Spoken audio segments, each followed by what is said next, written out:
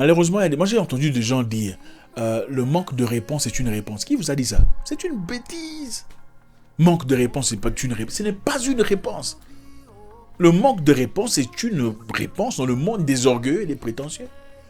Parce que vous savez que quand vous ne répondez pas, ça veut dire que vous avez saboté quelqu'un. Ça ne veut pas dire que tout le monde pense comme ça. Ce n'est pas vrai. Bon, mes amis, j'espère que ça va. D'abord, j'espère que vous m'entendez parce que là, je suis tout seul. J'ai eu quelques soucis techniques. Ce microphone ne fonctionne pas, apparemment. J'espère que vous m'entendez si je fais ça. Et là, clairement, vous m'entendez pas. Donc, le microphone a bugué un peu. Je suis tout seul. Le technicien n'est pas là, donc j'essaie de me débrouiller. Pas facile du tout. Vous savez, c'est plus facile avec un téléphone. Hein, comme ça passe. Avec ces histoires ici, ça devient très compliqué. Mais bon, il fallait faire un choix. Soit je vais devoir tenir le microphone comme ça, ou pas de vidéo aujourd'hui. Qu'est-ce que vous choisissez? Ouais, je crois que j'ai pris la bonne décision. Donc, comme je suis un homme de parole, euh, je vais devoir tenir ma parole pour vous présenter une vidéo. Je vais devoir mettre ma main comme ça, le microphone, et puis après tout, ça permet aussi de montrer un peu ma montre. Hein, ça fait genre, ouais, un peu. Alors, comment allez-vous? Moi, je vais très bien. C'est une belle journée. J'ai été très efficace aujourd'hui. Aujourd'hui, on fera très vite. Très vite, en tout cas. Vous savez, on a besoin de différentes sortes d'évangélisation, de prise de conscience. C'est très important. Il faudrait que certaines personnes prennent soin de notre état spirituel. Autant il en faut que certaines autres personnes prennent soin de notre état moral, mental et psychologique. On en a tous besoin. Vous savez, aujourd'hui, on va parler d'un sujet très intéressant. Je suis certain que vous l'avez déjà expérimenté aussi. Vous l'expérimentez probablement actuellement, d'ailleurs. Quand vous avez un problème avec quelqu'un, il faut le lui dire. Il ne faut pas aller sur Facebook, sur Instagram ou sur WhatsApp, écrire des statuts visés à l'égard de cette personne, espérant le faire mal. C'est lâche. On l'a déjà répété dans le passé, on le dira encore une fois. C'est nécessaire. Vous savez, hein, il faut attendre. On ne peut pas parler de développement en Afrique sans parler de comportement. On ne peut pas parler de développement en Afrique sans parler de comportement. C'est très important. Et il faut arrêter de nous dire que c'est l'état de l'humain. C'est l'humain, il fait ça. Non, non, non, il faut arrêter. Les humains sont pas semblables. Les humains se ressemblent physiquement. Ils ont des yeux, des nez, des bouches. Vous le savez. Voilà la raison pour laquelle d'ailleurs certaines personnes dans certaines régions disent les gens de telle région ils sont comme ça. Ah, les gens de l'autre région ils sont avares, hein, ils donnent pas l'argent. Les gens de leurs filles sont légères. Hein. Est-ce que c'est vrai? Ce n'est pas toujours vrai. C'est stéréotypé, peut-être oui, mais est-ce que c'est faux? Non, ce n'est pas faux. Ce n'est pas faux. Si on le répète tout le temps, tout le temps, tout le temps, c'est-à-dire qu'il y a un bon nombre de personnes, dans ce groupe en tout cas, dans cette catégorie des personnes, qui se comportent oui, ils sont peut-être voleurs, la plupart, en tout cas, la majorité, si vous les laissez autour de... Hein, ils sortiront pas sans tirer quelque chose. Ils sont peut-être légers, oui, la majorité peut-être. Peut-être pas vous, mais oui, beaucoup sont comme ça. Et il faut qu'on en parle, c'est important. On a des sérieux problèmes psychologiques, mais malheureusement, vous savez, en Afrique, la psychologie ne nous intéresse pas beaucoup. Soit c'est démoniaque ou voilà. Vous avez un problème avec quelqu'un et le courage d'en parler à la personne. Au lieu d'écrire des statuts lâches sur Internet. Il y a des gens ici, ils pensent que s'ils partent, la vie des gens vont changer. Il y a des gens ici, quand on évolue dans la vie, ils ne vous soutiennent pas, mais quand vous avancez, non. Vous savez ce qu'un adulte ferait? Un adulte, quand il a un problème avec une personne, il appelle la personne. J'espère que vous m'entendez. Hein. J'espère que je ne suis pas en train de parler tout seul en vain. Tout ça. Vous allez m'énerver grave. Je vais boxer cette caméra. Quand un adulte a quelque chose de profond à partager, quelque chose qui dérange, il appelle la prochaine personne ou la personne concernée. Il dit, mon cher, qu'est-ce qui se passe? Est-ce qu'on peut en parler, en discuter et trouver une solution? Vous avez l'impression qu'une personne vous boude. Vous commencez aussi à bouder. Sans nécessairement comprendre dans quelles conditions il est dans son état d'esprit, dans quelle situation il se positionne sur le plan familial. Vous ne savez pas exactement qu'est-ce qu'il traverse. Vous commencez à bouder. Moi, s'il ne m'écrit pas, je ne l'écris pas. Enfantillage. Beaucoup d'amitiés sont morts dans des bêtises pareilles. Lui, il attend toujours que c'est moi qui appelle. Ah, il va attendre beaucoup d'amitiés, des enfants. En fait, il y a beaucoup d'adultes qui sont des enfants. Comme je le dis souvent, beaucoup de personnes grandissent jusqu'à 31 ans. Après 31 ans, ils apprennent seulement à fignoler français. Être adulte veut dire appeler son prochain. Mon cher, j'ai l'impression que tu me boudes. Est-ce qu'il y a un problème? Comme ça, on pourra en parler. Et tu verras, ah oui, mon cher, tu sais, j'ai entendu dire que toi, tu avais dit ceci et cela de moi. Ah bon? Qui a dit ça? Non, je ne peux pas te dire qui a dit ça, mais on a dit ça. Non, mon cher, ce n'est pas vrai, je n'ai jamais dit ça. Ce n'était pas dans ce contexte-là que je le disais. Ah bon? Oui. C'est comme ça que les adultes traitent leurs problèmes. Votre boss, vous avez l'impression qu'il vous sous-estime ou ne vous considère pas. Vous avez l'impression d'être mis à l'écart. Au lieu de bouder, d'aller parler du boss auprès d'une tierce personne, qui probablement ira dire au boss, espérant avoir les faveurs du boss dans le futur, à votre détriment. Demandez au boss très poliment, chef, est-ce que je peux vous parler? Il y a quelque chose qui m'est gros dans le cœur, j'ai vraiment envie de parler avec vous. Chef, vous voyez, vous savez, ça a toujours été un plaisir d'être là, travailler avec vous a toujours été génial. Même si vous ne le pensez pas, il faut le dire. C'est comme ça qu'on travaille avec les humains. Ils se sont d'abord en place. Vous êtes un bon chef, j'ai toujours aimé votre leadership. Mais depuis un temps, j'ai l'impression de ne pas être dans les bons, sur votre ligne de mire, peut-être. Qu'est-ce qui se passe? Est-ce qu'il y aurait quelque chose que j'aurais peut-être fait par hasard sans le savoir, que vous voudriez m'en parler?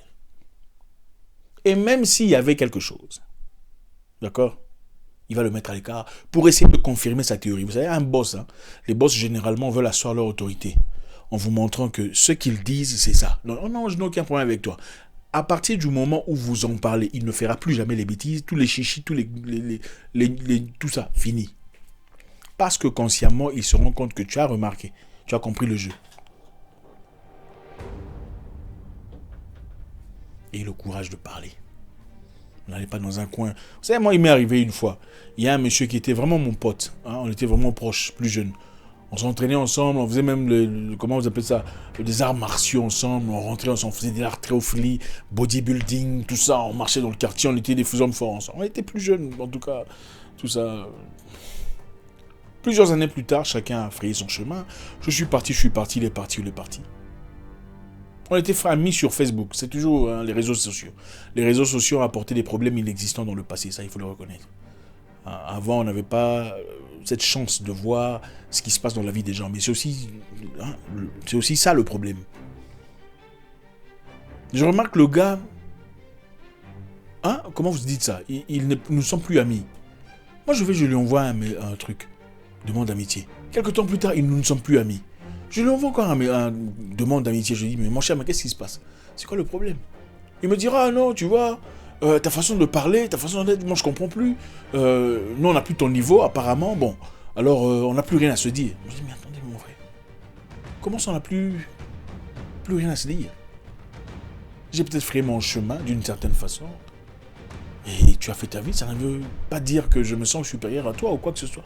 Ah oui d'ailleurs tel avait dit que toi... En fait il y a des gens avec qui vous êtes en guerre aujourd'hui sans que vous ne sachiez que vous êtes en guerre avec eux. Vous êtes en guerre avec des gens sans que vous n'en soyez au courant. Au fait, ils sont en guerre avec eux-mêmes. Beaucoup parmi nous, vous êtes en guerre avec vous-même. Vous êtes en guerre avec vous-même. Les gens concernés ne savent même pas. Vous écrivez des statuts. Là-bas, vous croyez... Mais eux ne comprennent même pas de quoi vous parlez. En fait, il faut grandir. Avoir le courage. Redevenir homme avec grand H. C'est-à-dire, ma chère, ce que tu es en train de faire là, ça me gêne. Je souhaiterais qu'on en discute. Si on peut en discuter et essayer de rectifier le tir, ça me ferait énormément plaisir. Sinon, chacun prend ses dispositions. C'est comme ça que les grandes personnes font. Vous avez un problème avec quelqu'un, vous l'appelez, vous lui dites « Ah, lui, j'ai l'impression qu'il me... » Non, il faut arrêter ça. Vous appelez quelqu'un. Ou vous l'écrivez, il ne répond pas. Vous allez dans le coin, gonflé comme patate douce ou, je sais pas, farine de boulangerie. Ah, lui, on l'appelle, il répond pas. Mais attendez, vous ne savez pas ce qui se passe dans sa vie. Peut-être qu'il a eu une très mauvaise nouvelle. C'est vrai que certains diront que ça ne justifie pas, mais ça peut justifier, vous ne savez pas. Il y a des gens qui ont des maladies compliquées dans leur vie. Vous ne savez pas ce qui se passe dans la vie des gens. Vous appelez quelqu'un, ça ne passe pas. Ou vous appelez, il ne vous... Appelez encore, mais mon cher, je t'ai appelé, tu n'as pas vu mon appel. Oh non, j'ai vu, mais pourquoi tu ne m'as pas appelé? C'est comme ça qu'on fait. Vous placez la personne devant l'histoire. Tu as vu mon appel, n'est-ce pas? Pourquoi tu ne m'as pas appelé? Tu ne trouves pas que c'est un manque de considération? Évident. Comment veux-tu que je me sente? C'est comme ça qu'il faut parler aux gens. Ils se sentent petits, ils disent, oh, ce gars m'a vraiment mouillé. On vous fait une réponse que vous n'aimez pas. Pointez directement. Pourquoi tu m'as dit ça? Qu'est-ce que ça veut dire? N'allez pas à la maison gonfler. Ah, il m'a dit ça. Il m'a jeté des pics. Non, quand on vous jette des pics, il faut répliquer immédiatement. Qu'est-ce que vous voulez dire par là? Je ne comprends pas. J'étais avec un ami, nous sommes partis quelque part, et une fille a dit à quelqu'un, ah, j'aime quand tu viens ici, il faut enlever ton masque. J'aime quand tu viens ici. Pourquoi? Le monsieur dit, tu aimes mon visage. Il dit, non, non, ton visage me fait rire. Le monsieur a directement pointé, mon visage te fait rire. Moi, je suis ton copain ou quoi? Attendez, expliquez-moi ça. Non, non, non, c'est pas ce que je voulais dire. Non, je pars. Je suis client ici, mais vous me dites que mon visage vous fait rire. Elle s'est excusée. Au lieu de rentrer à la maison en disant, elle m'a dit que mon visage lui faisait rire et garder des blessures intérieures qui n'ont pas lieu d'être. On doit grandir. Il arrive des moments où on n'est pas nécessairement en correspondance avec les gens avec qui on correspond très souvent. Ça ne veut pas nécessairement dire qu'on vous boude. Ça ne veut pas nécessairement dire qu'on ne vous considère pas. Ça ne veut pas nécessairement dire qu'on n'a pas de respect à votre égard. Si vous doutez de quoi que ce soit, posez la question. Vous écrivez à une personne, elle ne vous répond pas. Il y a des moments où il faut le demander. Mon cher, j'ai été écrit, tu n'as pas vu. Pourquoi ne m'as-tu pas répondu? Ah, je suis vraiment désolé. Au fait, il y a ma mère qui vient de se casser la jambe. On ne sait jamais. Ah, je l'ai écrit, il n'a pas répondu. Moi, par exemple, il y a des fois, on m'écrit. Je vois. Mais dans ma tête, je pense que j'ai déjà répondu. Pourtant, j'ai répondu dans la tête sans savoir que je n'ai pas répondu sur place. Ça peut arriver. Mais toi, quelque part, tu te dis, ah, lui, il se prend la grosse tête depuis que quoi, là. Hein? Il est devenu comment? Il a oublié lui. Non, non, ce n'est pas ça. Les gens ont des problèmes chaque jour. Il y a des gens qui ont des problèmes de banque, des problèmes de monnaie, des problèmes de santé, des problèmes de famille, des problèmes des papiers. Les gens ont des problèmes. Et le courage, la maturité. Hein? Le même courage, la même niaque que vous avez pour écrire des statuts, hein, tout ça. Et le même courage. D'asseoir les gens et leur dire la vérité. Sans être impoli. Mais une vérité qui recadre et emmène les personnes dans la ligne qu'il faut. Merci infiniment. Et ben j'espère que ça a marché. Que vous avez assez vu ma montre. Toujours un réel plaisir. Oh, ça fait mal quand même. J'ai fait ça l'autre fois aussi, c'est pas facile du tout. Donc on va essayer de voir comment on peut arranger ça. Vous avez un commentaire, balancez-le. Nous sommes intéressés à savoir dans quelles circonstances, dans quelles conditions. Malheureusement, moi j'ai entendu des gens dire le manque de réponse est une réponse. Qui vous a dit ça? C'est une bêtise. Manque de réponse, c'est pas une réponse. Ce n'est pas une réponse. Le manque de réponse est une réponse dans le monde des orgueilleux et des prétentieux. Parce que vous savez que quand vous ne répondez pas, ça veut dire que vous allez saboter quelqu'un. Ça ne veut pas dire que tout le monde pense comme ça. Ce n'est pas vrai. Il y a des gens qui ont trop de choses à faire. Moi, je me souviens, avant d'avoir gagné un truc là, comme ça dans ma vie, j'ai écrit à certaines personnes qui ne m'ont pas répondu. J'ai encore écrit, ils ne m'ont pas répondu. J'ai écrit une troisième fois. C'est là, ah, nous sommes désolés. Tes messages partaient dans les spams. Dans les spams, c'était... Vous voyez un peu. J'aurais pu dire, bah écoutez, si on ne me répond pas, eh ben tant pis. C'est moi qui allais perdre. Surtout dans les conditions où vous êtes gagnant. Il faut arrêter l'orgueil. C'est ça l'orgueil. Il faut avoir de la fierté. Mais la fierté, ce n'est pas l'orgueil. Il y a des cas toxiques où il faut se retirer. Quand c'est toxique, quand c'est répétitif et vous constatez qu'il y a quelque chose derrière ça. Mais il y a des moments où il suffit de dire, mon cher, qu'est-ce qui se passe? Au lieu d'aller raconter, ah, moi aussi j'ai remarqué qu'il a changé. Ça, c'est la bêtise. Ça, c'est la sournoiserie. Il faut, mon cher, les gens disent que tu es comme ça, comme ça, comme ça. Moi, je viens te demander, qu'est-ce qui se passe? Pourquoi on dit ça? Ah non, tu sais, d'ailleurs, c'est comme ça qu'on parle. C'est pas, oui, moi aussi j'ai remarqué qu'il a changé. Non, vous êtes petit.